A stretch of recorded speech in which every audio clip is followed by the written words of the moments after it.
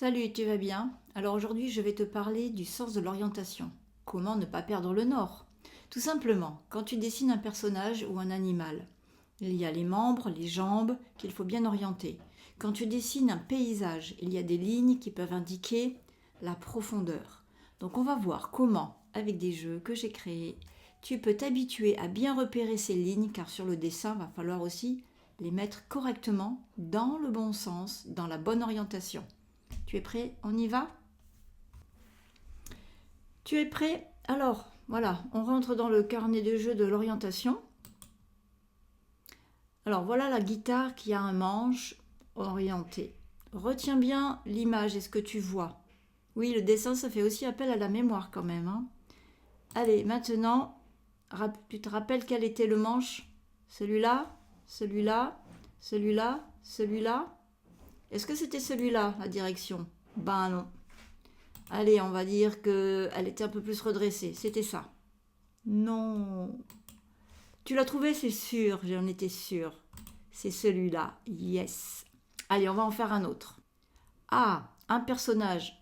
Donc, observe bien l'orientation du bras et de cette jambe. De ce bras et de cette jambe.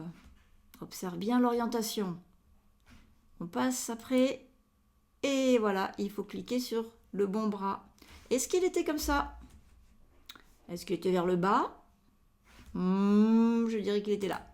Oui. Et la jambe? On hésite un peu hein, entre les deux. Je vais dire celle-ci. Non. Ben oui, évidemment, c'était celle-là. En diagonale, mais pas trop. Donc tu vois, on observe, on mémorise, mais on trace sur le dessin. Après, je vais te montrer. Alors là, le cheval, quatre pattes. Et en plus, elles ne sont pas toutes dans la même direction, plus ou moins pliées. Donc, les deux pattes avant, les deux pattes arrière, c'est bon, tu les as. Et là, ben c'est pas de mémoire là. En fait, là, on va simplement se rendre compte que les traits verts, c'est ce qu'on utilise dans les dessins. On fait d'abord des traits pour bien indiquer la direction des pattes. Tu vois? Comme ça, chaque trait, ça résume la patte positionnée par rapport au corps. Et quand elle est articulée, ben, il y a plusieurs orientations. Mais oui. Alors maintenant, dans cet exercice, c'est un peu différent.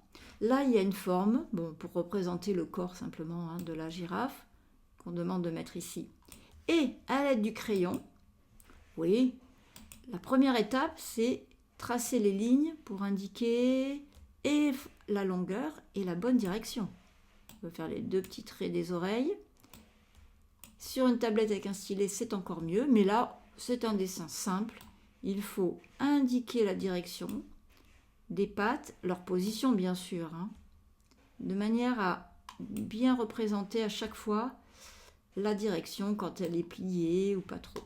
Hein, donc, ça ne veut pas dire qu'on fait un dessin précis, on ne peut pas dessiner comme ça avec la souris. C'est pas tellement le but. Dans Kid Hydro, on s'entraîne à beaucoup observer.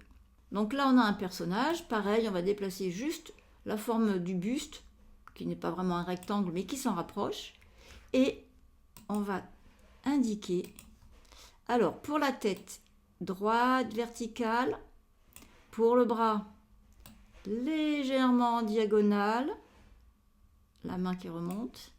Par contre, l'autre, il est un petit peu plus vers le haut. La main remontera un peu plus haut. C'est très important. C'est le squelette du dessin, c'est l'étape fil de fer. Oh oui, on a l'habitude ici, chez Kid Hydro. Et l'autre jambe, elle est droite, mais plus courte. Les pieds, on peut s'arranger pour faire quelque chose d'un petit peu simple au début, juste pour placer. Voilà, ça c'est l'exemple vraiment typique du dessin en fil de fer. Encore un autre? Allez. Du coup, le ventre, le corps, simplifié, toujours les formes simples.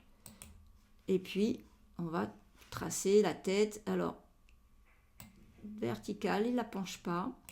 Un bras relevé, une petite main, hop. On va faire une main un peu mieux. Un trait. Un autre hop, et un petit rond pour la main. L'autre bras. Ça donne déjà de bonnes indications au dessinateur hein, d'avoir tracé ces lignes. Ce sera plus simple après pour faire tous les contours. Parce que si tu commences par les contours, peut-être que tu te trompes. Allez, j'en vais poursuivre. Alors, regarde ce cube. Les deux cubes que tu vois, on peut les dessiner en suivant bien sûr l'orientation des traits. Je te pose la question suivante. Dans ces cubes dessinés, y a-t-il des lignes horizontales? Dans un cube, quand tu l'observes, vois-tu des lignes horizontales? Eh bien, il n'y en a pas. Il n'y a pas de ligne horizontale car on voit des lignes diagonales, quelques lignes verticales ou presque avec la perspective. Et donc on voit beaucoup de lignes diagonales quand on voit un cube avec 3 faces. L'avais-tu remarqué? Jeu suivant. Bon, pour finir, voici encore un dernier exercice. Quand on dessine des personnages, voilà, on a, comme tout à l'heure pour les têtes, un trait qui va indiquer l'inclinaison. Est-ce que la tête est penchée? Comme là, ici, elle est vraiment penchée. Et puis, on va retrouver des lignes diagonales pour des paysages quand il y a des routes. Les deux côtés de la route sont vraiment diagonales. Alors, dans ce jeu, on repère, tiens donc, un trait sur une horloge, un cadran de montre. Pourquoi ça? Ben regarde, si on essaie de faire correspondre l'image du bas avec la ligne rouge du haut, sur l'image du bas, il y a une ligne en diagonale et sur la montre, on retrouve la même diagonale dans la même direction.